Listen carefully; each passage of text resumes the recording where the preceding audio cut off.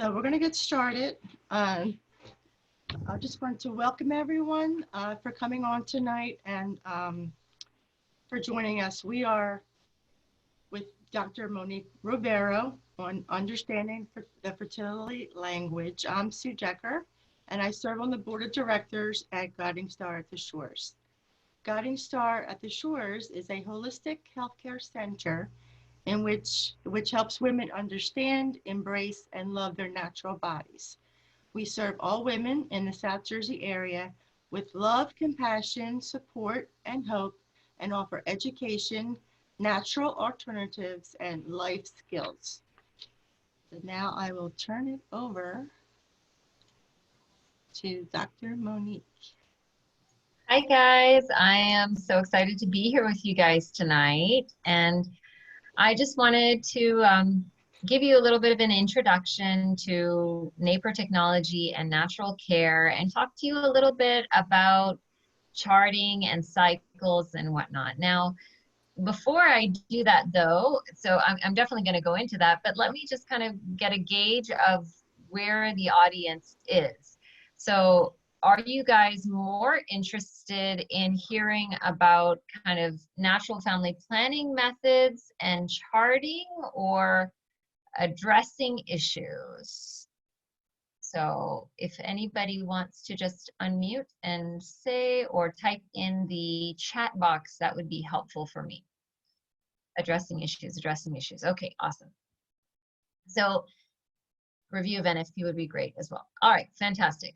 So let me just give you a little bit of backstory about me, who I am. I am an OBGYN physician, and I practice Napro technology, which means that I do not write for contraceptives. I do not refer for IVF. I was trained as a typical OBGYN resident and physician. I practiced for many years doing all of those things before I knew better. And I had a really interesting conversion. My marriage was on the brink of divorce, and God really stepped in and healed my marriage. And because of that, I felt the need to do something major to pay him back. So it had been shortly after I read Abby Johnson's Unplanned and had kind of understood the importance of going and praying outside of abortion centers. And so I went and did that. And the day that I went to pray outside of an abortion center in downtown Philadelphia, I encountered a gentleman named Patrick Stanton, and his father, John Stanton, who is the patriarch of the pro-life community in the Philadelphia area, had passed away just the night before. And so it was really interesting because Patrick Stanton's father, John, used to pray at all of the abortion centers. And for years and years, he had prayed that God would send a pro-life OBGYN to start a Gianna Center, which is a center which is similar to the one that you guys are familiar with, the Guiding Star Center, where they offer holistic natural care to women, and they provide services for women who are abortion vulnerable. And I just happened to show up on the day after he passed away. So his son was convinced that his father had something to do with my showing up on that day. And I had plans at that time to move to Dallas from Philadelphia to be closer to my family, but he convinced me that I needed to pray about it and to determine whether God actually wanted me to stay in Philly. I did stay in Philly, and the next day he dropped off a book about Napro technology. I'd never heard about Napro technology in my life. I had been trained, in the normal medical school system and OBGYN residency system, where natural family planning methods were kind of looked down upon, and they would say that they weren't effective and that people shouldn't use them because they would just lead to unplanned pregnancies and they never worked. And what I soon realized is that it wasn't that natural family planning methods don't work. They actually work very, very, very well. But it's actually that the people who were teaching that course material had no idea about the newer natural family planning methods. They were considering things like the rhythm method and withdrawal as natural family planning methods, which we know that withdrawal is not a natural family planning method by any means, and that the rhythm method, although it was something that many people used, it was a little bit difficult to use. It was kind of convoluted. You had to do a lot of calculations in order to try and figure out when you would be fertile and when you wouldn't. And for many people, they had a lot of pregnancies that they weren't planning on, which I'm sure were all blessings. But the people in medical school and residency knew nothing about the symptothermal method, about Creighton fertility care natural family planning, about the Marquette method, about Napro technology. I had never heard of any of those things. So when I received this book about Napro technology, the day after I showed up at this abortion center, I was just blown away, because this book, it talked about all the different GYN issues and how they could be addressed differently using Napro technology. The things that really kind of hit home big time were the use of progesterone to address postpartum depression, and the use of progesterone to address painful ovarian cysts, and to help people with polycystic ovarian syndrome, to help cycle them. These are all really common issues that we come across quite often in like day-to-day GYN practice. And typically, the main treatment for almost every medical issue in the GYN community is, oh, just shut down the cycle using contraceptive pills. First, they make sure, especially if someone's having abnormal bleeding, that there's no cancer. As soon as they rule out cancer, the next step is usually to shut down the cycle using contraceptives. But if it's abnormal bleeding, they use this for. They use it for acne. They use it for PMS. They use it for people who are trying to conceive. Sometimes they'll tell them, oh, you should just take birth control for a little while, and then that will reboot your cycle. They'll use it for people with polycystic ovarian syndrome, with endometriosis. Pretty much every GYN issue out there, the solution is, hey, just get on this birth control pill. And what happens is these poor people never get to realize what the true underlying issue is. And they oftentimes have no idea that many of these abortifacients that are hormonally based, many of these contraceptives that are hormonally based are actually, they have an abortifacient property to them. Because what that means is that one of the backup mechanisms of these contraceptive pills is to thin the inner lining of the uterus. So let me just do a little picture for you guys. So when you have a uterus, excuse my drawing here. Okay, it's a little bit of a funny shaped uterus. But inside of the uterus, you have this lining. You have the tubes. You have the ovaries.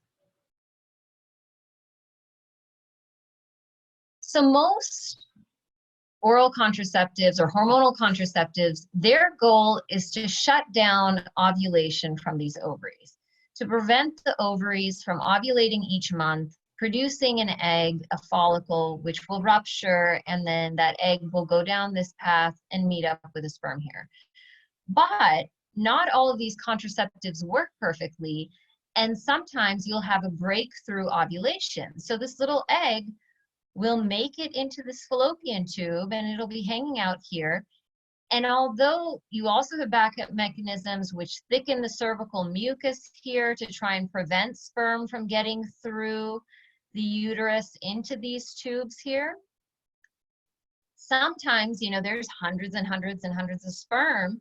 So sometimes the sperm, one or two will manage to get through, and if that just one sperm meets up with this one egg that happens to be present because the ovulation was allowed to happen because the contraceptive didn't work properly, then that embryo, this new life, will rotate and go all the way down this tube, and it will want to implant. So they have this backup mechanism where the inner lining of the uterus, which is normally nice and plush and thick and ready to accept a beautiful embryo to implant within it, because of the hormones, this lining becomes very, very, very thin.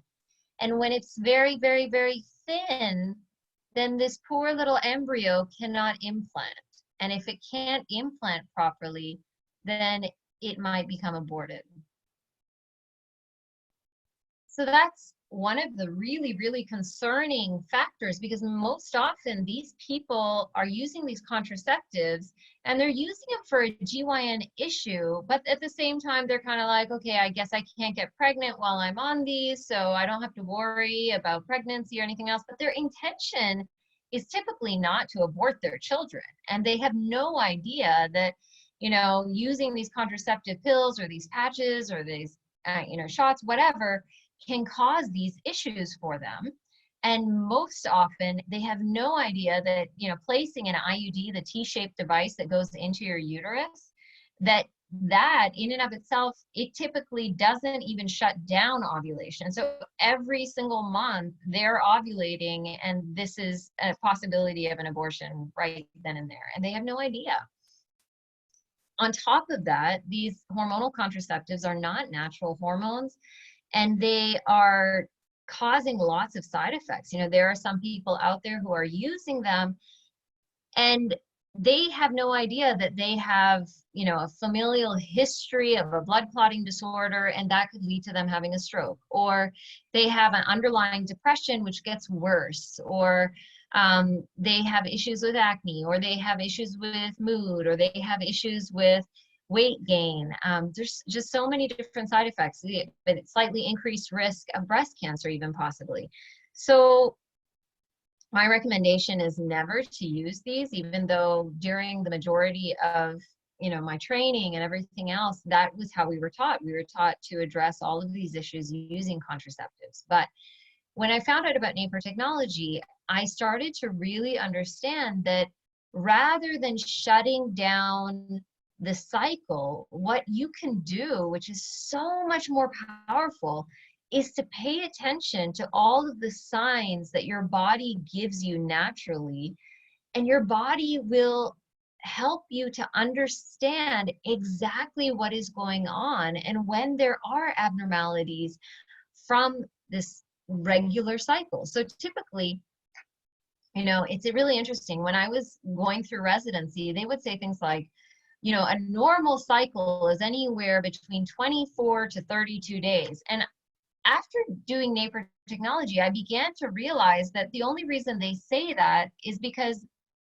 they don't want to address any of the issues that cause you to have a 24-day cycle or a 32-day cycle. So they just kind of broaden out the range and they say, hey, this is completely normal. But reality, a normal cycle is somewhere between maybe 27, 28, 29 days max. And if you're going shorter than that, or if you're going longer than that, there's likely something that is going on. Typically, you know, people will bleed. If you have a completely normal cycle, you'll have a bleeding pattern where you maybe have, you know, either it'll start off as light bleeding, then it'll go to moderate, then it'll go to heavy, then it'll go to moderate again, then it'll go to light. Or you start off with moderate and heavy and it goes down to light, very light. But you don't have a lot of tail end brown bleeding at the end of your period. You don't have a lot of spotting that leads up to your period. And you definitely don't have a lot of mid-cycle spotting in the middle of your cycle.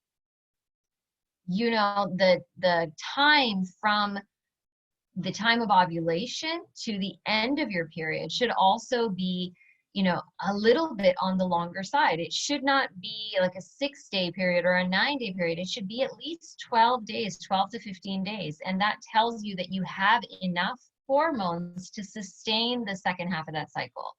So what happens is at the beginning of the cycle, you have an increase in estrogen. It ramps up, and that is controlled by hormones that are coming from your brain, chemicals that are coming from your brain that are stimulating your ovaries to produce this estrogen. So the estrogen rises, and then that triggers this other chemical called LH, this LH surge. And when that LH surge occurs, it triggers ovulation, the release of a follicle or an egg from the ovary. All that time, those eggs are maturing, and just getting to that place where they're ready to be released. And then it gets released. When that egg is released, what's left behind is called a corpus luteum cyst. And that cyst is so cool. It produces the estrogen and progesterone in the second half of the cycle after ovulation. So if you don't have a corpus luteum cyst that is working well, and you don't have enough estrogen and progesterone after you ovulate, then you're going to end up with shortened second half of the cycle, because you need that estrogen. It's almost like the estrogen are the bricks or the building blocks, and the progesterone is like the cement. It like holds it in place.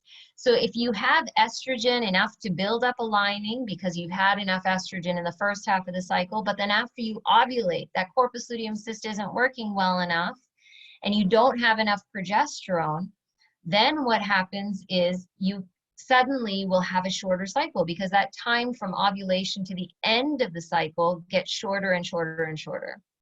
But the interesting part is that doesn't just cause abnormal bleeding because you're bleeding extra frequently. It also causes issues with mood. And so people that have lower levels of progesterone tend to have increased amount of tail end brown bleeding at the end of their periods. They have shorter cycles that are like 24 to 26 days, and they have really bad PMS. And what's interesting is, because we're born with all of the eggs that we're ever going to have in our life, we don't develop more eggs, we don't, suddenly get more eggs from the outside. We have all of the eggs that we'll ever have from the time that we're a baby, an infant, from the time that we're conceived. And so these eggs will mature with us. And as we get older, the quality of these eggs, especially the more toxins and things that we're exposed to, the quality of these eggs will get less and less and less. And so when we are getting closer and closer to menopause, or that perimenopausal time, when we hit our 40s, sometimes for people it's a little bit earlier, then we start to notice that the quality of that egg is not as good, and the quality of that corpus luteum cyst that results from that ovulation. So after that egg is released, what's left behind is that corpus luteum cyst. So the quality of that corpus luteum cyst may not be good enough, and so it will not be capable of producing enough estrogen and progesterone. And so if you have a lack of estrogen and progesterone, then you're going to see all these extra effects. Now, there's other times as well that you might see lower levels of progesterone. Sometimes people have what's called polycystic ovarian syndrome, where they have lots of follicles on their ovaries, possibly. They tend to go a long time without seeing periods. Sometimes they miss periods for months and months. Very irregular cycles. Sometimes they have increased amounts of hair growth on their chin, or acne on their face, hair loss, increased amount of hair, on their body, around their nipples, or on their belly button. So those people tend to have a chemical called testosterone. It's a male hormone, but they have higher levels of that, and that interferes with ovulation as well. Those people tend to have lower levels of progesterone as well, because they have issues with ovulation and issues with producing progesterone.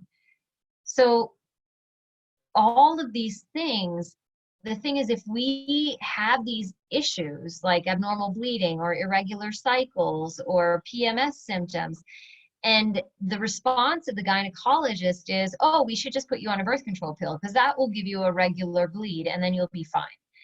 But what that does is it just hides the problem. So the woman never really understands what her underlying issue is. And then when it's time that she wants to actually conceive a child, she'll get off of the birth control pills, hoping that everything is completely normal. And what she'll find is that that underlying issue is still there. And so now she's trying to deal with it, but she has no idea how to deal with it. So their response at that point is, oh, you're having issues with infertility? You need to go and see an IVF doctor. And that IVF doctor will give her Clomid and for a few rounds, and then they'll do an IUI where they'll insert the sperm into her uterus. And if she doesn't get pregnant with both of those things, the next thing is you need to have IVF. And if it's IVF, most people have no understanding of exactly how that works. You know, they take the man's sperm, they petri dish, they create embryos, and every one of those embryos is those people's children. And then they'll grade the embryos and they'll discard the ones that they feel are not good enough quality. So they're already losing children. And then if they have more than 2 embryos, they'll freeze some of them and they'll use 2 of them for a fresh cycle at that time. If those 2 that they put in do well and they take off and they become twins or triplets, then the next thing is, you know, hey, you have more than 2 babies in there. You should really consider reducing, having an abortion, because that's not safe for you, you know, having more than 2 babies in your uterus. So these poor people who just want one healthy child are left now aborting their children and discarding their children through IVF. So it's just such a huge loss of life. And then they're paying somewhere between $12,000 to $30,000 for each cycle of IVF, including the medications, plus they're paying to freeze their embryos. And then when those embryos are thawed, those babies have a much higher incidence of cancer and all sorts of genetic abnormalities because of all the manipulation that they've been dealing with. So I have a question here from John Shively. As someone with PCOS, how can I increase my fertility in a way that is consistent with Catholic beliefs? I do not take birth control. That's awesome. I'm so happy to hear that you don't take birth control. So with PCOS, the first step in any of these issues is to learn how to chart your cycles. So there are people who teach Crichton Fertility Care Natural Family Planning charting, and it's the easiest thing in the world. Having a teacher just makes it so much easier because they will explain this picture dictionary where there are actual pictures of all of the findings. And that way it's a little bit different from symptothermal in that every single person is speaking the same language when they use the Crichton Fertility Care Natural Family Planning method. So when you bring your chart to a physician who deals with Crichton, or you take your chart to a fertility care practitioner who's teaching you how to chart, we all have a complete understanding of exactly what your findings were. So it's so much easier to actually make decisions based on your findings and what your body's trying to tell you. So with that charting, it's so easy. It's just every single day when you go to the bathroom, you're taking white tissue and rather than crumpling it, you're folding it. And you're wiping deeply through your vagina before and after urination, before and after bowel movement, before you jump in the shower, before you go to sleep at night. When you do this, you're making observations on just a couple of things. The first thing is, number one, what does it feel like? Is my hand stopping along the way like it's dry? Or does it feel like I'm wiping an egg off the table and that would be lubricated? So you're looking for that sort of sign. Is it dry? Is it lubricated? Then you're looking at the tissue. Is there anything on the tissue that looks like mucus? Or is it completely dry? Or is it wet like water? If there's something that is on the tissue that looks like mucus, you're just going to touch it, or something that's shiny, you're going to touch it and you're going to see if it stretches. So every time that you go to the bathroom and you're just paying attention to these findings, you don't have to write it down every time. It's just at the very end of the day before you go to sleep, you're going to jot down what was my most fertile sign for the day. So at the beginning of your cycle, you're going to be talking about what was my bleeding like. So was it spotting? Was it light? Was it moderate? Was it heavy? Was it very heavy? And if it's light or very light, was it brown? That's all you want to know. And if it's light or very light, was there any mucus there? So you only start really looking for the mucus when you hit the end of that bleeding pattern. Then every other single day in the cycle, you're looking at that mucus pattern just to see, is it dry or is there something there that will stretch? And if it is something that will stretch, what was the most fertile sign? So did it stretch like 1 centimeter? Did it stretch 2 centimeters? Did it stretch 3 centimeters? And if it stretches, is it like completely clear or is it cloudy? So that's why having a fertility care practitioner, and they're easy to find. If you need to get resources, I can, give you information on people who teach it in the Philadelphia area, then you can work with them with Zoom. I'm sure that in Guiding Star, do you guys have fertility care practitioners that you guys work with as well? So I'm sure that there are people in y'all's area as well. But once you have learned to chart, then you take those charts either to your fertility care practitioner or to your physician. And just by looking at those charts, it's super easy to tell, does this person have signs of low progesterone? Does this person have signs of ovulation? With PCOS, typically you have longer cycles, so you're not ovulating as frequently, but eventually you do ovulate. So being able to watch for those signs of ovulation and then being able to check labs at the correct time to check and see what your estrogen and progesterone are after ovulation. Typically people with PCOS have low progesterone after ovulation. So typically we end up placing them on a natural form of progesterone, either pills or seeds or oils or shots, but you only use it for a very short period of time during the time that you should naturally have progesterone there. So you're not shutting down the cycle, you're not preventing ovulation, you're actually just replacing the progesterone that is missing so you can send signals back to the brain to push forward the next ovulation. There are also issues with sometimes insulin resistance in people with PCOS. So then we recommend the use of things like myo-inositol to help reduce insulin resistance, to also help you have a stronger ovulation. Sometimes people with PCOS also have issues with thyroid. So I always check for thyroid function, and I check to see if the people have any issues with Hashimoto's thyroiditis, which is an autoimmune issue where you have antibodies against your thyroid. And there are certain supplements that you can use to kind of get that under control as well. So it's very, very helpful to have an understanding. But if you chart your cycles, then you can identify when you're ovulating and you can take the progesterone at the correct time. And what happens is, after a few cycles, you'll start to see if you take the progesterone at the correct time after ovulation, those cycles are going to get shorter and shorter and shorter and more frequent. So you'll have more regular cycles. And it just makes so much sense, rather than, being put on birth control pills and shutting down your cycle. And you might have a withdrawal bleed, you might not have a withdrawal bleed, but it's just, it doesn't make sense at all to me to do it the other way. So if anybody else has any other questions, hopefully I answered that well enough for you. Please type in a question. Yep. What else can I tell you?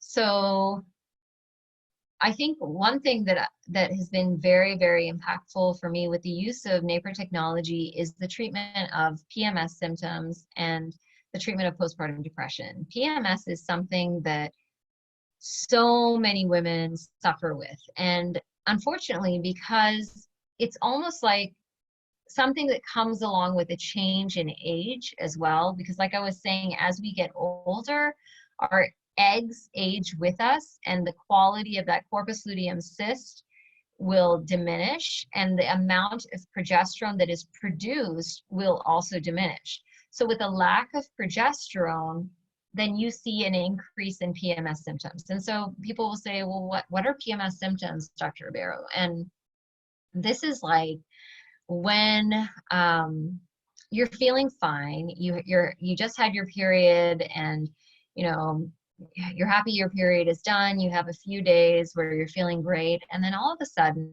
about a week before your next period starts. And if you have lower levels of progesterone, this is all happening pretty quickly. So about a week before your next period starts, you start to have possibly headaches, breast tenderness. You start to get a little bit more irritable, a little bit more anxious, a little bit more depressed. You're finding yourself snapping at your spouse, getting a lot more willing to be aggressive when you get into arguments with people. The sound of your children's screaming and laughing and jumping off of couches that you found mildly annoying the week before is now like fingernail scratching on a chalkboard. And it's a very, for most people, it's a very instantaneous sort of goes from one day to the next, a sudden shift. And all that you can just feel it. It's like, oh my gosh, why am I so angry? Why am I so tense? Why am I just so annoyed with you people? You want to be by yourself. And not everybody has all of the symptoms, but typically people will have at least a few of them. And what happens that I found is that, you know, different people deal with it in different ways. So there are people who are very health conscious and exercise conscious, and they do better because they are eliminating the sugar in their diets and they are exercising, and that releases endorphins and that helps them to feel better. Their bleeding patterns may not improve. They might still have really frequent cycles, but at least emotionally, they will feel better. But then you have other women who, rather than going the exercise and healthy diet route, they will fall into the, okay, now I'm carb craving and I just want to eat everything in sight. And it's all because of these hormones. And because everybody else around them they're friends with is also kind of in the same boat. They all have similar things going on. So they think that it's just normal, it's natural. Everybody should be feeling this way. And this is just like a midlife crisis sort of thing.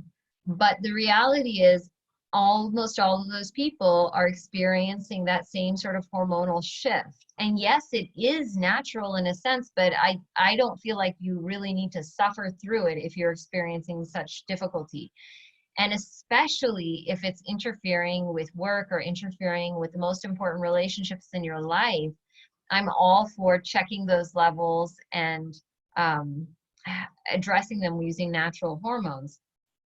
So Teresa, my daughter's 27 and almost 20, get severe cramps on the first day of their cycle to the point of vomiting and being unable to work. Any suggestions? Absolutely. So this is something that we hear of very commonly. And, you know, part of it can be addressed just with dietary changes, you know, cutting out things like gluten and dairy and sugar at that time sometimes is enough to really modify how they feel at that time. Adding in exercise again will reduce, increase the endorphins, and that will also help them feel better. It's hard to imagine them exercising, I'm sure, if they're vomiting and unable to work though at that time. So there are supplements that you can take. Things like fish oil, vitamin E, pycogonol, which is tree root bark. There's a whole list of supplements that you can use. Some of them are on a daily basis. Some of them you start, you know, a few days before your cycle. Even the use of ibuprofen, if it's not counterindicated for you for some other reason, you can use 600 milligrams of ibuprofen starting a few days before your period, as long as you take it with food, and you can take that every 8 hours. It'll reduce your bleeding by about 30%, and it will reduce the pain significantly. So the use of the ibuprofen, the use of peppermint oil on your belly or anywhere it's painful, heating pads, and then these other supplements that we can, I can talk to you about that later as well, Teresa, but there are several supplements in this protocol that you can use. And that it seems to really make a difference. Oftentimes with periods that are super painful, especially if you can't get them under control with things like that, you want to be a little bit more concerned about endometriosis. Endometriosis is when little bits of the inner lining of the uterus implant outside of the uterus. And that's concerning because sometimes that can lead to issues with fertility. And the only way to treat that completely is by having surgery to go in and remove it. A typical gynecologist will go in and burn it, but that will only allow it to come back later. But we are blessed to have two really awesome Napro trained surgeons, one in the New Brunswick area and one in Camp Hill, that can actually go in and remove the endometriosis so that it's better. And the risk of it coming back is much less. So we're now an hour into this talk, and I don't know, what do you think? Should I keep going or should I switch to just answering questions? You could do whatever you feel like. Okay. There are a couple questions down below at the Q&A. Do you see that? Okay. Screen? Let's see. Is that in the chat? Do you see Q&A? Oh, I see it here. All right. Okay. Could you explain Napro technology in some detail, please? I'm not familiar. Okay. So Napro technology is natural procreative technology. It is pro-life medicine, meaning that we don't refer to IVF and we don't use contraceptives. But what it is the use of the Crichton Fertility Care Natural Family Planning charting. So what I was mentioning about looking at your bleeding patterns, looking at the mucus patterns, identifying when you're ovulating, being able to look at the full length of cycle from the beginning of the period all the way to the beginning of the next period, looking at the length of the time from ovulation to the next period, all of those things, you know, the bleeding patterns, if there's any ground bleeding at the end, all of those things mean something.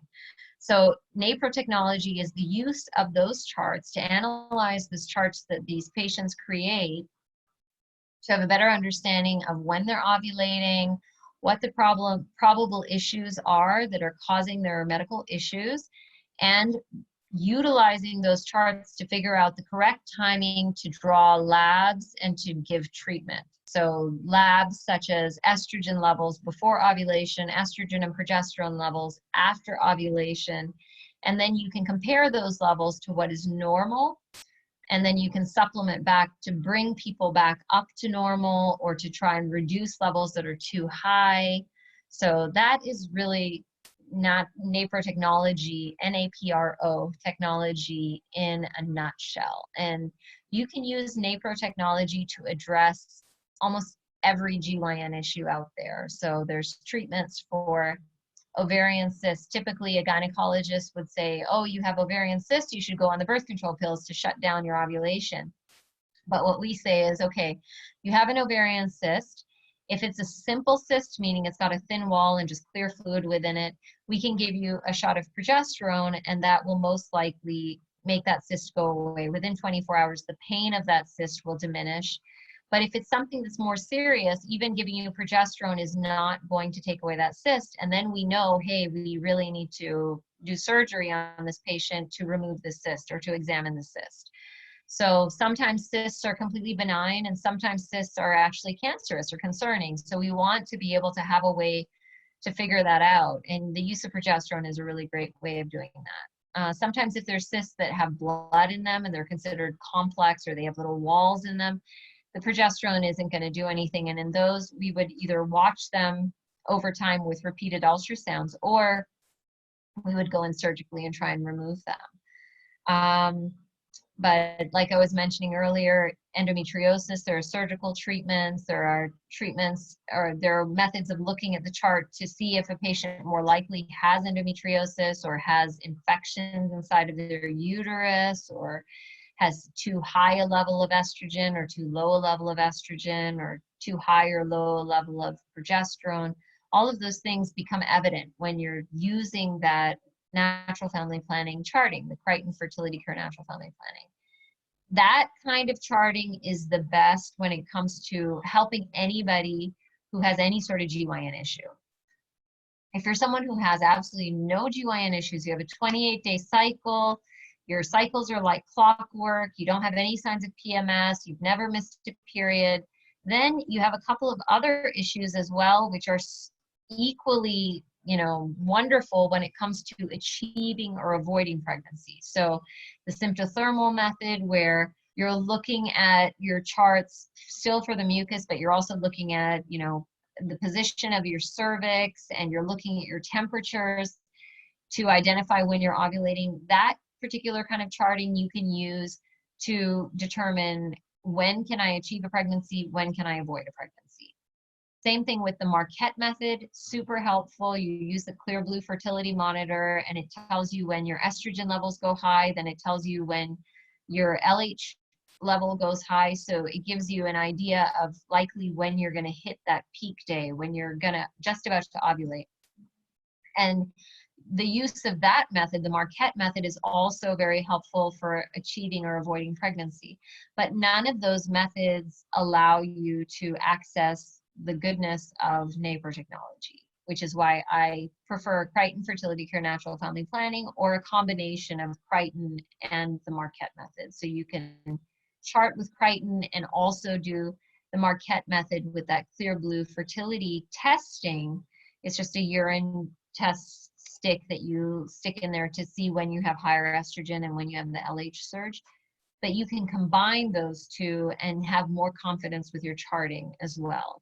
So there was another question: is there any NFP method, Marquette, Billings, symptothermal, Crichton, etc., that is more efficacious for helping women prevent pregnancies? I've seen efficacy ranges anywhere from between 74 to 99% effective.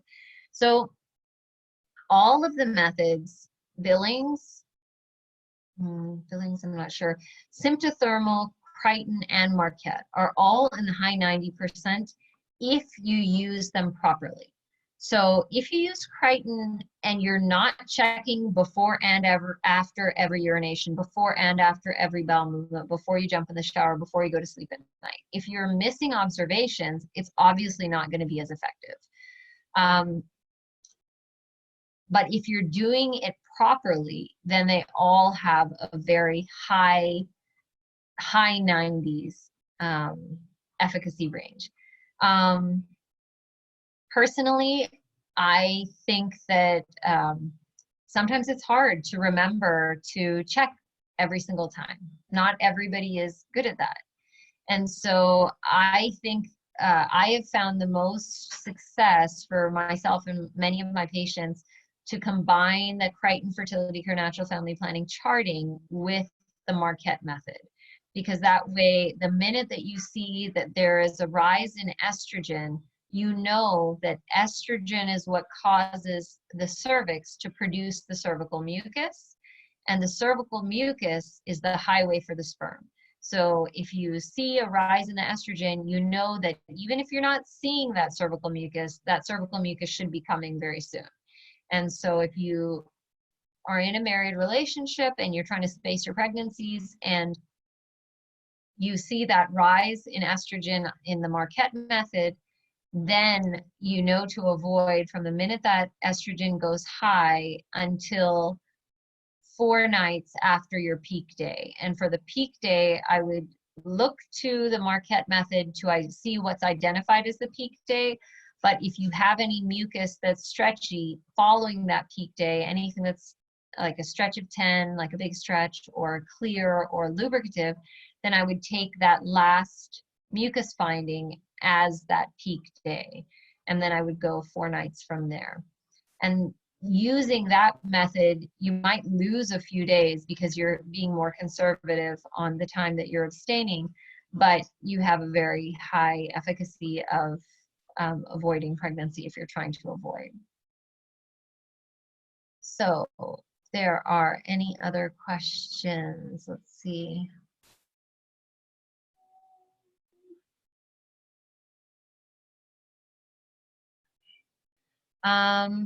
What else can I tell you guys? It's really interesting, especially when I started treating patients for PMS symptoms.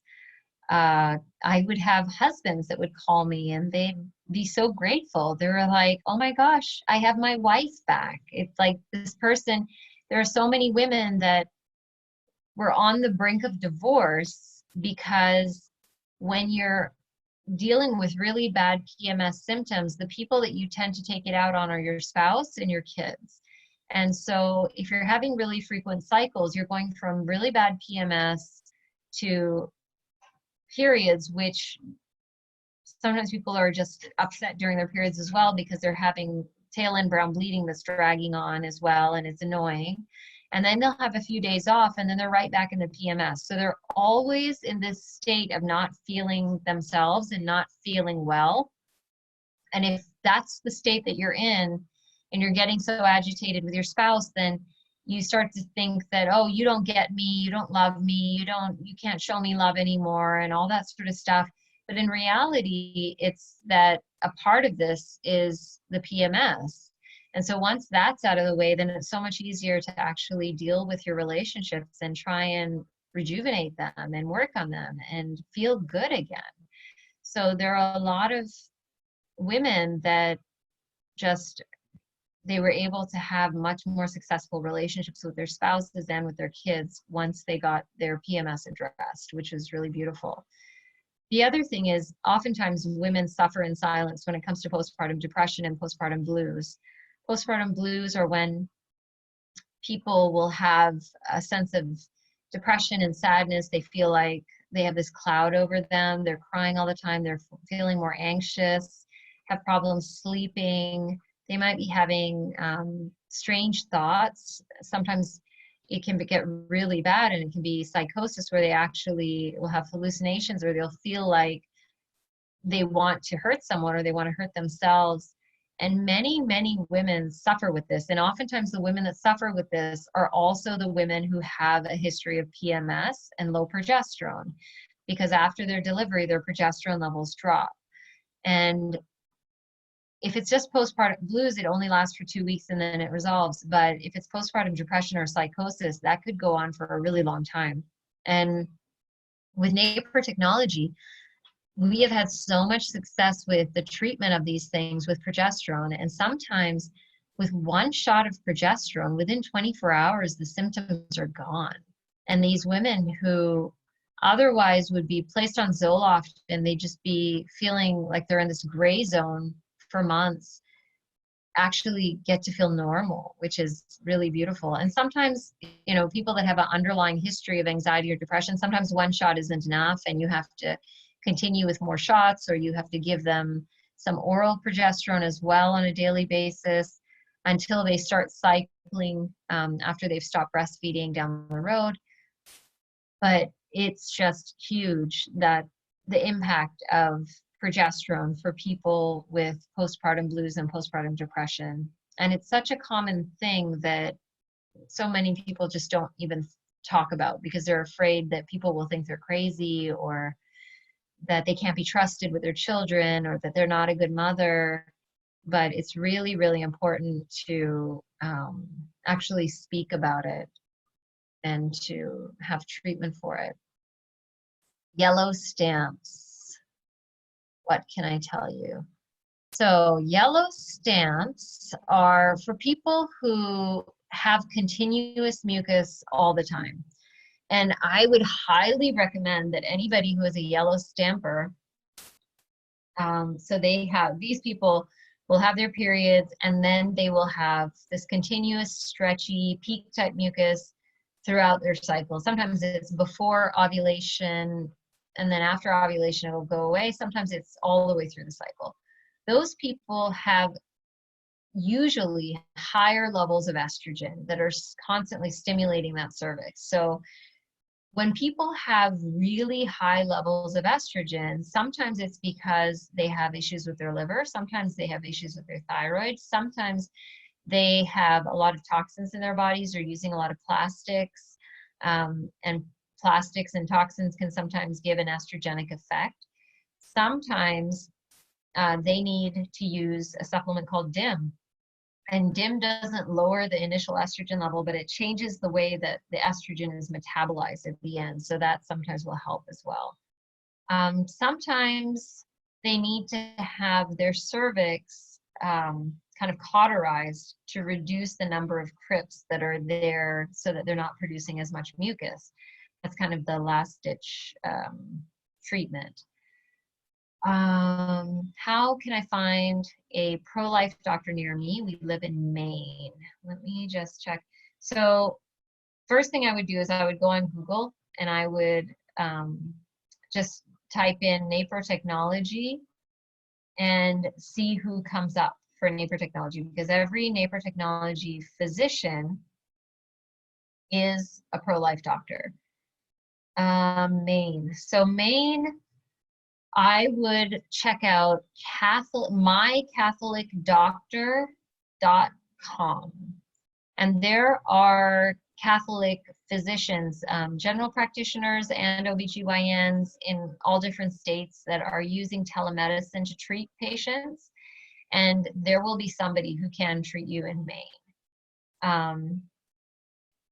But it's a really awesome website platform, and everybody that is present within that group, mycatholicdoctor.com, they all agree to practice according to the magisterium of the church. They're all people who believe in God, and they all want to practice in a way that honors him and honors his people. So I would highly recommend looking into it. Unfortunately, at the moment, I do not have the ability to practice telemedicine in Maine, but I'm sure that there are other physicians who do.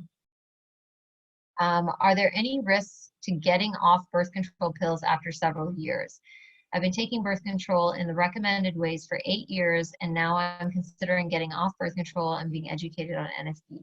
No, the risks are not in getting off birth control pills. The risks are in being on birth control pills. So I guess it kind of depends on what you are taking the birth control pills for. So if they've told you that the birth control pills, you have to be on them or else you're going to get uterine cancer, that may mean that you're a polycystic ovarian syndrome patient and that you typically don't have periods frequently. And they're saying if you don't get on the birth control pills, then you're going to have a thickening of your lining and you'll have a higher incidence of uterine cancer. So that will not happen if you're charting and you're working with a Napro doc who can help you thin that lining with the use of natural progesterone given at the correct time. There are way more risks to being on birth control than there are being off of it. So I would highly, highly, highly suggest that you consider looking into a form of natural family planning, and especially if you have any GYN issues, I highly recommend that you look at Crichton. Crichton Fertility Care Natural Family Planning, and then Napro Technology, and that will, you'll be able to address whatever GYN issue you have that way. These are awesome questions, by the way. If anybody else has more questions, I would love to answer them. That makes my job easier.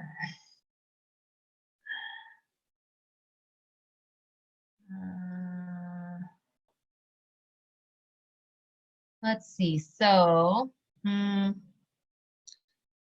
I have patients coming into my office, I believe that it's really important to address not just whatever the gynecologic issue is going on with that person, because so many other things will also affect your cycles and how your body is functioning. So kind of getting an assessment of that person's relationships and their stress levels and how they're taking care of themselves as far as diet and exercise are also really, really important, because stress can absolutely prevent ovulation, especially now, you know, with COVID and the pandemic and everything else. I'm having multiple people contact me just saying, hey, my periods are all off, I'm not ovulating properly, and it's most likely due to all of the stress having to do with the unknown of what we're experiencing. And people's diets are changing. They may not be in their typical exercise routines because of this, or they may have changed their exercise routines now that they have all this extra time. Suddenly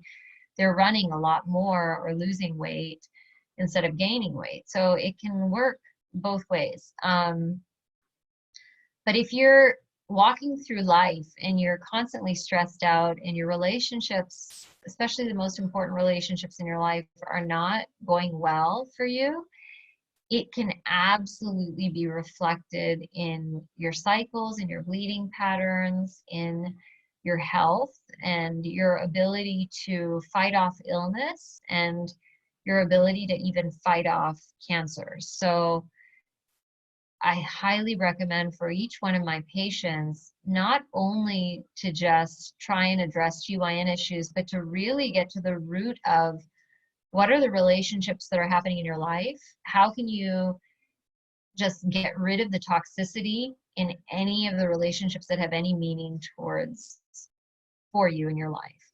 So if there's anybody in your life that when you think of that person, you're like, oh, I don't want to go there. I don't want to talk to that person. They just make me feel really bad.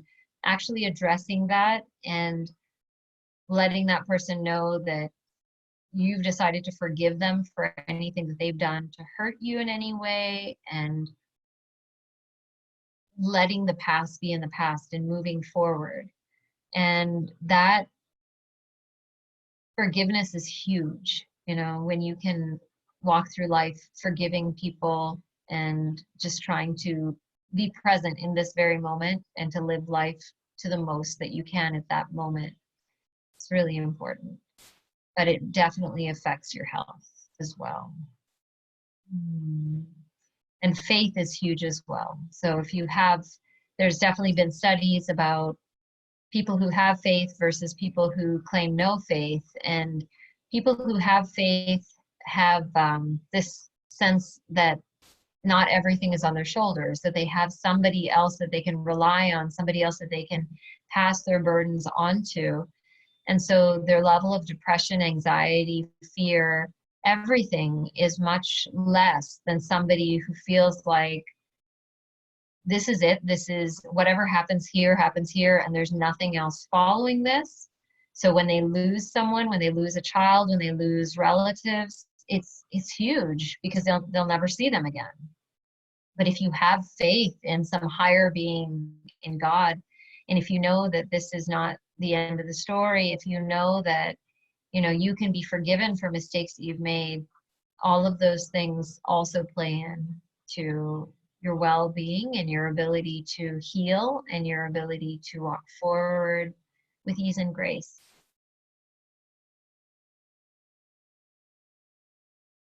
Anybody have any other questions? There's a couple more down there. Oh, great. Yeah.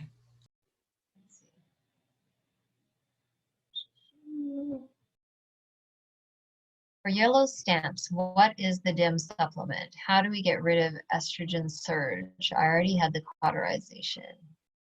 So the next question would be, have you had the pre and post peak labs? So starting on day 6 or 8 of the cycle, you would go and have estrogen levels drawn every other day until you see a rise and fall in the estrogen. And then in the second half of the cycle, you'd get estrogen and progesterone levels drawn.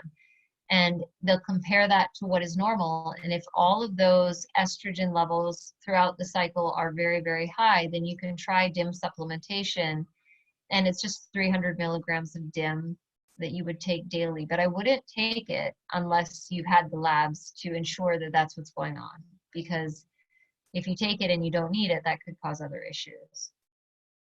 You had recommendations for OBGYNs that are Catholic, but are there ways to find OBGYNs that are aware of NFP but aren't necessarily Catholic? I'm an agnostic woman engaged to a Catholic man, and we're struggling to find compromises with our future sexual intimacy. There are, yes, not all. Okay, so it's a little hard for me to say because not all Napro technology doctors are Catholic, but all of the ones that I am good friends with happen to be Catholic. So you can reach out to the Pope Paul VI Institute and you can see if there are any Napro technology doctors that they know of who are not Catholic.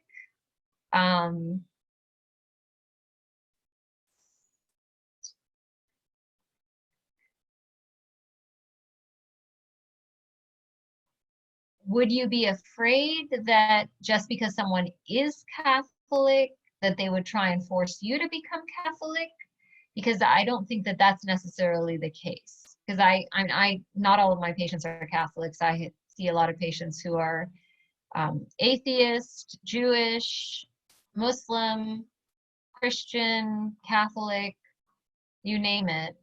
And my goal is always just to respect them and love them because I believe that they were created by God. But my faith is very obvious when you come into my office. I have, pictures in my office of God and of Our Lady. But I don't, tell other people that they have to be Catholic or they have to be anything. But I do ask them, whatever it is that you ascribe to, whatever your beliefs are, I would suggest that it's definitely more beneficial to have some sort of a belief structure than it is to not, simply because of the scientific evidence of that.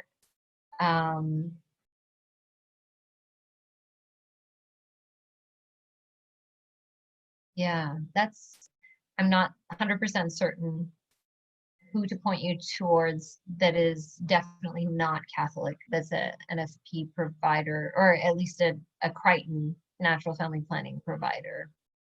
But there are many types of natural family planning methods, and you might not have an OBGYN who is dealing with them, but you can always learn how to chart with the Temp Drop or the Fem app or Marquette method or Symptothermal, and you can understand your cycle and what's going on in your cycle, even if your OBGYN doesn't understand.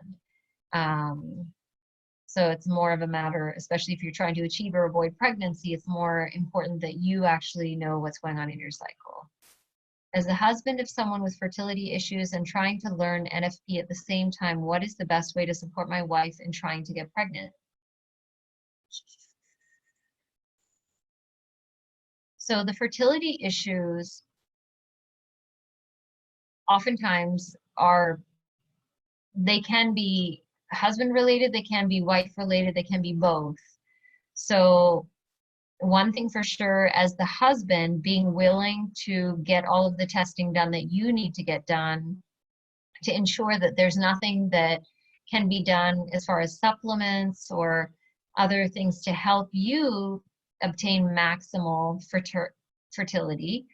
The second thing is just being super supportive with your wife as far as, if she's trying to learn how to chart, maybe sharing in the charting so that she obviously will find, whatever the finding is for the day, and then you chart it so that you have an understanding of how to read the chart, you have an understanding how to interpret the chart, and you can help to remind her if she forgets to write down her findings, or if she forgets to check, maybe you can help find ways to help her remember to check.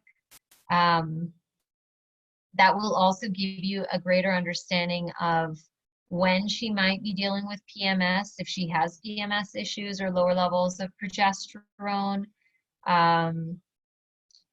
There is a lot of, infertility issues, and that path of infertility is a very challenging one in that every month that you don't conceive, it's like a roller coaster.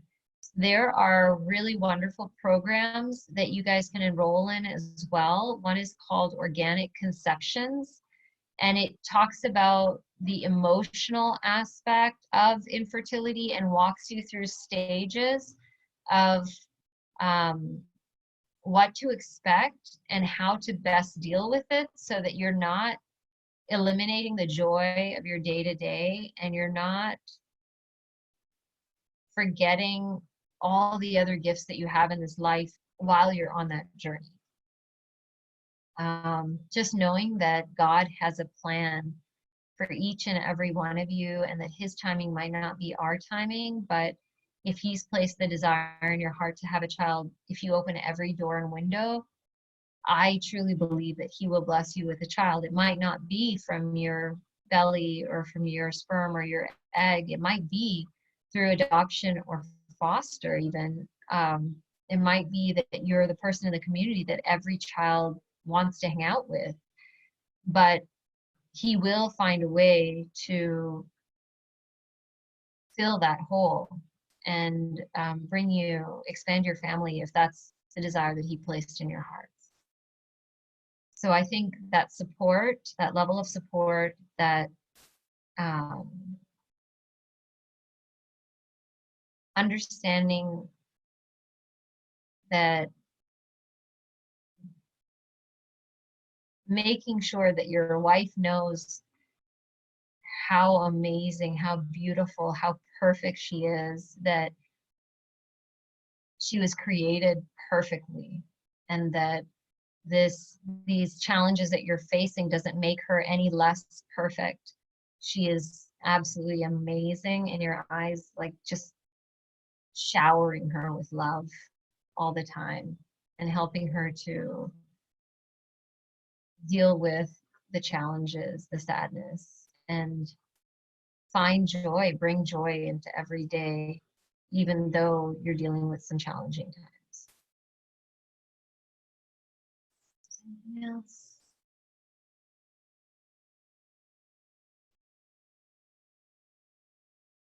I have a few more. Okay. I personally was on the pill for 10 years, which added to me having infertility issues. Is there a national registry of Napro docs? So the Pope Paul VI Institute does have a registry of Napro doctors, but they only list the ones that are kind of immediately outside of training. Some of us that have trained a while ago, there are some follow-up exams as well that at the time that we did the training, they were considered optional. And so many of us have been practicing so long that we haven't gone back to redo those exams that were considered optional at that time. So some of us have fallen off of their lists, but there are other places that you can find, if you just Google Napro technology and the city or the town, then you can definitely find many of us that way. I think there's a listing called One More Soul, where they list doctors who don't write for contraceptives as well. And the FACTS program, where they teach about fertility awareness-based methods, they, I believe, are putting together a log of different doctors. The pro-life OBGYNs have a list of doctors who are pro-life, and many of those doctors also use natural family planning methods.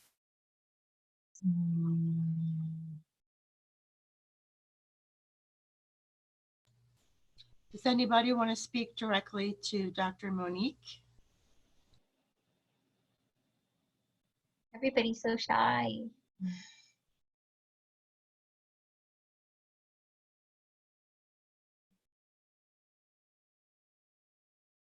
I'm so grateful that you guys all came out. It was really lovely to talk to you guys, and I'm sorry if I just rambled and rambled, but I like to talk.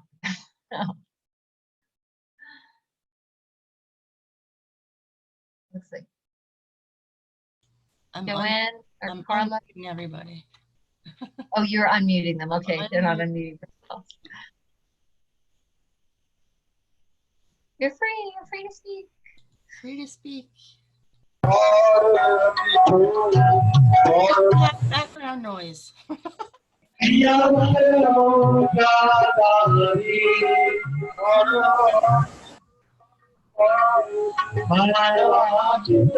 That might be Rakesh. Yeah. Everybody else should be, unless they muted themselves again.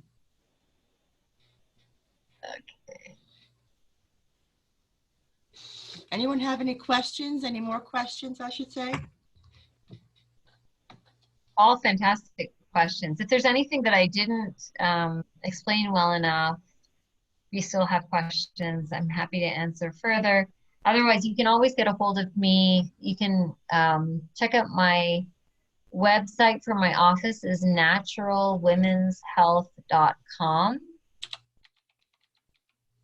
And I have a speaker's webpage as well, which is Dr. Ruberu, the number 4, life.com. So drruberuforlife.com. Dr. Monique, you also take care of women that are peri and perimenopausal and well into men. I don't like to say postmenopause, kind of redundant, but Yes, you take care of them too, right? yeah, absolutely. So the perimenopausal women are oftentimes the women that are having irregular cycles and the PMS symptoms. And postmenopausal women, oftentimes we're dealing with things like bladder incontinence, hot flashes, and there are natural ways of dealing with those things as well. Osteoporosis. So there are different supplements that you can use to help like strengthen your bones, like chia seeds, or sometimes with the hot flashes, you can use flax seeds. So there's lots of different tricks and stuff. But yeah, I do care for any women, you know, typically the earliest that I've seen a young girl is probably around age 13, 12 or 13, and until the end of life. I do abortion pill reversal for patients who have taken the abortion pill and they want to reverse it. I do pregnancy. I don't do OBGYN as far as like the obstetric prenatal care part. It's a gynecologic office, but I do pregnancy protection. So women who have had recurrent miscarriages, I will follow their progesterone levels for them through the pregnancy, and I'll supplement for them. Or people that I know have low levels of progesterone and they would be at risk of miscarriage or preterm delivery, that I'll follow their progesterone levels for them as well. So, yeah.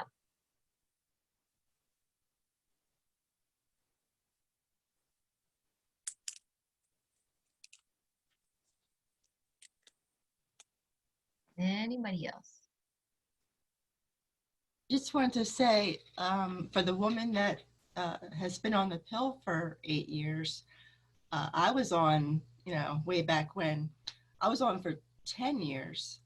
And at that time, they didn't share with us the consequences of being on the pill for a long period of time. I'm not even sure if they still don't tell you what could happen. But after I got married and we started to try to get pregnant, we found out eventually that we were just, or I was infertile because I had been on the pill for so long. So, it was like, well, why didn't anybody tell me that that was an issue? Or, I, I was put on it, gosh, I was so young. I was 19 and I had a cyst on my ovary, and that's why they put me on it. And of course, when you're 19 and 20 and 21 and you're not really living in the way you should, then you stay on the pill.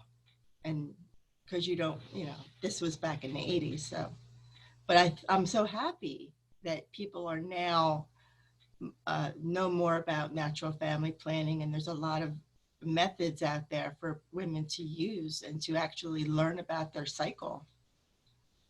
Yeah, sadly, the majority of women are still on birth control pills for those very same reasons that you were on birth control pills. So I encounter a lot of girls when I go to talk to high schools and stuff, like even like Christian and Catholic high schools, where they have been placed on birth control pills because they have painful cycles or because they have ovarian cysts or something like that. And they will continue on it. And it's not necessarily, yeah, I do believe that the fake hormones within those birth control pills have negative effects, and they can alter your hormonal cascades. They can alter the amount of hormones that you produce.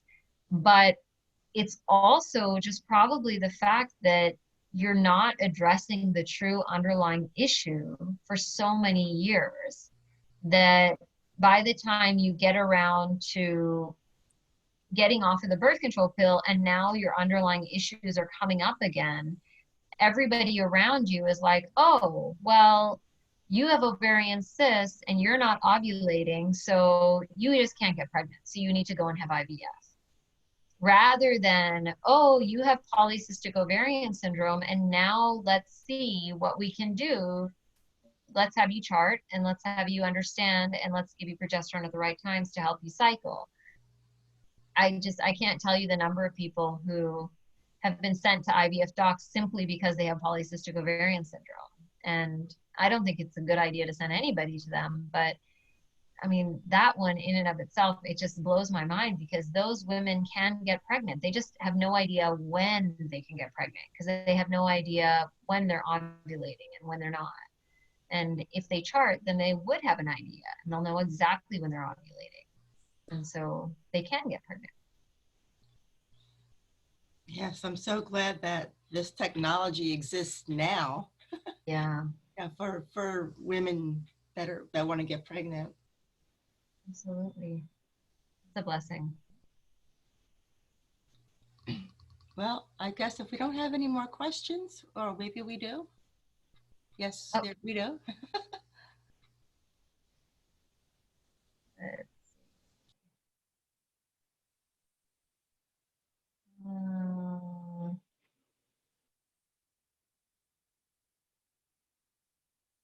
Is it safe to take progesterone a few times a year for PCOS treatment for someone who has only 1 to 2 bleeds a year?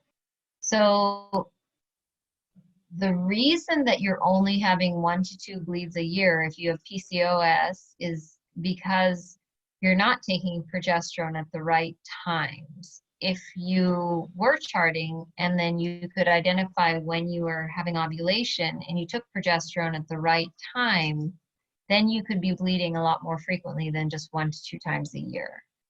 And the typical gynecologist will just say, okay, I'm just going to give you a random progesterone withdrawal. So take Provera for 10 days and then take it again in like 4 months, take it for 10 days. And every time you take it, you'll have a withdrawal bleed. But each of those withdrawal bleeds, if you're not taking the progesterone at the right time, it's not helping you as far as bringing about a normal ovulation. So my suggestion to you would definitely be learn how to chart with Crichton and see a Napro doc so that you can get a much better handle on what's going on with that.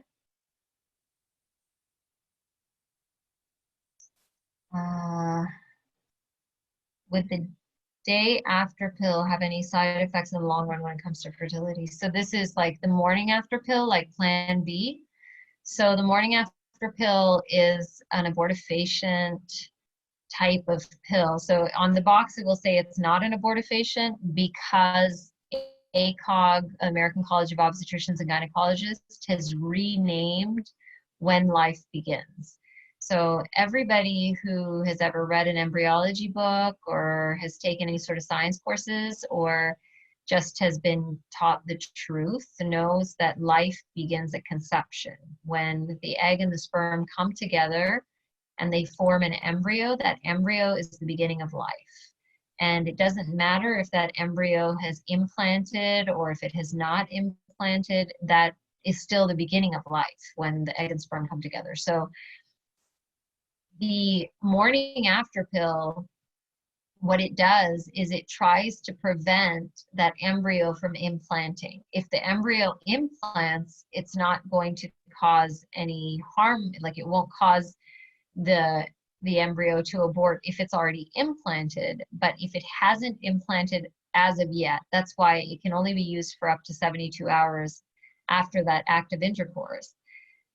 So if the embryo has not implanted, it will try and prevent implantation, and then that embryo will abort. It won't be able to implant. So the use of the morning after pill oftentimes will absolutely mess up your cycles for at least the next few cycles. So I don't recommend using that either, unfortunately. But a lot of people, unfortunately, are not given correct information when it comes to that because it's labeled in such a way, because ACOG has really changed the language when it comes to when life begins. They say life only begins after implantation, but life absolutely begins before then. Can it negatively affect fertility? I don't think, in my experience, people who have used the morning after pill have gone on to have other children. So I don't think that it will cause irreparable damage to your fertility just because you might have used it in the past. But my recommendation is obviously not to use it going forward, now that you know how it works. But it's not a good choice. And any time that you take anything that shuts down your natural cycle or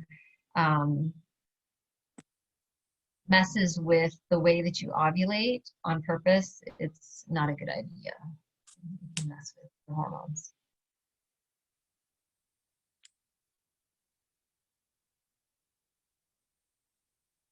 That's it for questions.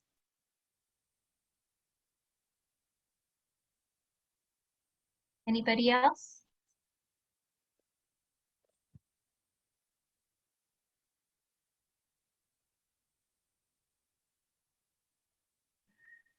Going once? Looks like that might be it. Okay. All right, well, that was almost 2 hours. I think that's I just wanted to say that if anybody would like to make a donation to Guiding Star at the Shores, you can do that on our website, guidingstartheshores.org. And there's a little donate tab toward the top. one thing for sure, guys. I would highly recommend that you do make a donation towards Guiding Star. The crisis pregnancy centers, the pregnancy health centers like Guiding Star, they run on our donations. They're not getting federal funding. They're not writing for contraceptives. They are there to serve women in their time of need. And they're offering much more than just, you know, a 5-minute appointment where somebody walks in, they listen to half of their story, and then they give them a script for something and they send them on their way. These are people who are really connecting with these women one-on-one. They're giving them love, they're giving them support, they're giving them kindness, and then they're really trying to help them understand what's going on with their bodies and give them the opportunity to live a healthy life. This is a service that you cannot get at a health center, you cannot get at Planned Parenthood for sure, you can't get at most GYN offices unless you have somebody who is practicing like in a similar way to what I'm doing with Napro technology, and you have half-hour appointments where you actually sit and have a conversation with the patient. So in that area, for all of those women who are abortion vulnerable, who need help and who need services, just anything that you guys can donate towards this group is so worthwhile, and it will be put to such good use. So I highly, highly recommend, you know, just any donation that you can give would be great. Oh wait, there's more questions. I think they're thank yous. Are they? Thank you, thank you. All right, awesome. And thank you again, Dr. Monique, for doing this for Guiding Star, for being our first doctor that we've had for a webinar. Anything you want to say to close us out? No, I just, once again, if any of you guys want to get a hold of me, if you have, you know, any groups that you're involved with that are looking for speakers, I'm happy to speak. If you have any people that you know that are dealing with GYN issues and they would like to have a consultation, I'm happy to do consultations through my office, naturalwomenshealth.com. And we can do telemed visits. So if you can't get all the way to Philadelphia or to the Jenkintown, Abington area, which is 40 minutes north of Philadelphia, we're happy to do telemed visits as well. And just may God bless each and every one of you. And I hope that this has either planted some seeds or maybe opened your eyes to a new way of doing things and looking at things. And I wish you all the very best and best of health. And thank you. Thanks again. Thank you so much.